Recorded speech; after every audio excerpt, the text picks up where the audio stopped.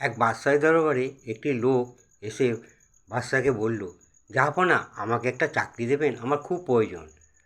তখন সে বাদশাহ সেই লোকটির মুখের দিকে তাকালো, অনেকক্ষণ তাকিয়ে বলল, আচ্ছা তুমি চাকরি করবে, তোমার কী যোগ্যতা আছে? তখন সেই লোকটি বলল, জাহাপনা আমি যে কোনো মানুষের মুখ দেখে আমি বলে দিতে পারি সে কোন বংশের।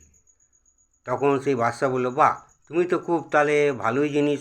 আচ্ছা ঠিক আছে, আমি কিন্তু তোমাকে পরীক্ষা করব। তা তোমাকে পরীক্ষা করে যদি তুমি পরীক্ষায় পাস করতে পারো, তারপর আমি তোমাকে চাকরি দেবো। তখন সেই বাদশা করলো কি, তা সেই লোকটিকে নিয়ে রাজবাড়িতে গেল। রাজবাড়ির অন্দরমহলে গেল, গিয়ে রানিমাকে গিয়ে দেখালো, দেখিয়ে বলল, আচ্ছা বলো তো রানিমা কোন বংশের মেয়ে?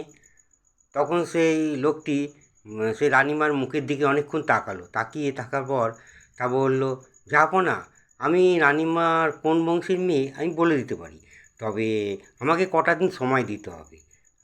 তখন সেই বাদশা বলল, আচ্ছা ঠিক আছে, তাই হলো, তোমাকে আমি সময় দিচ্ছি। তা কদিন পর আবার সেই লোকটি সেই রাজবাড়িতে এলো, এসে সে বাদশাকে বলল গিয়ে সমস্ত কথা। তারপর বলল যে রানিমার কথা আমি এবার বলে দিচ্ছি, বা তবে জাহাপনা আমার একটা আর্জি আছে। আপনি রেগে গিয়ে যে কোনো হুট করে কোনো শাস্তির পদক্ষেপ নেবেন না। আগে আমার যা বলবো সেই কথাটা বিচার করবেন, যাচাই করবেন, তারপর আমাকে শাস্তি দেওয়ার ব্যবস্থা করুন। তখন বাদশা বলল, আচ্ছা এই কথা ঠিক আছে, তুমি বলে যাও, তোমার ভয় নেই। আমি তুমি বলে যাও, তোমার ভয় নেই, আমি সমস্ত কিছু বিচার করি, আমি যা করার করব। তখন সে লোকটি বলল, জাহাপনা রানীর মা কিন্তু কোনো রাজবংশের মেয়ে নয়।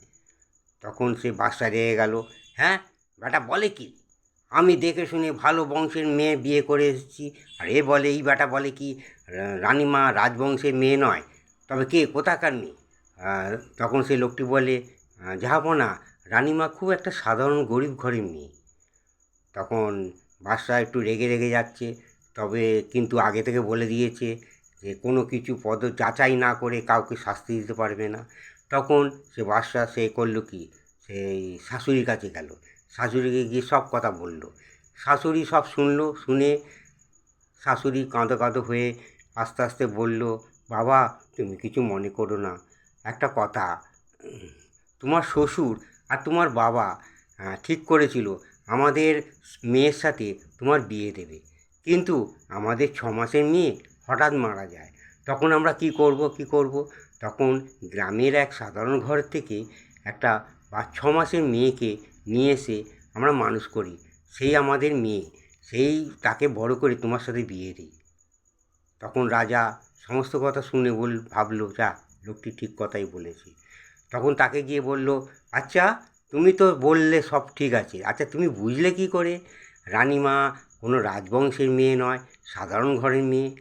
তখন সেই লোকটি বাদশাকে বলল, জাহাপনা আমি কদিনের জন্য আপনার কাছে টাইম নিয়েছিলাম, সেই সময় আমি রানীমার সমস্ত কিছু সব খেয়াল করেছি, করে দেখেছি যে রানীমা তার আপনাদের যেসব চাকর বাকর আছে তাদের সাথে রানীমা যেভাবে কথাবার্তা বলে, সেটা কোনো রাজপরিবারের বা কোনো রাজবংশের রাজকন্যার ব্যবহার হতে পারে না, তারা সেইভাবে কথা বলে না।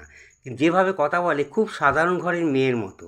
সেই দেখেই আমি বিচার করে বলেছি রানীমা খুব রাজবংশের মেয়ে নয়, যে কোনো একটা সাধারণ ঘরের মেয়ে। রাজা তখন সমস্ত কথা শুনল, তখন তাকে চাকরিতে বহাল করে নিল।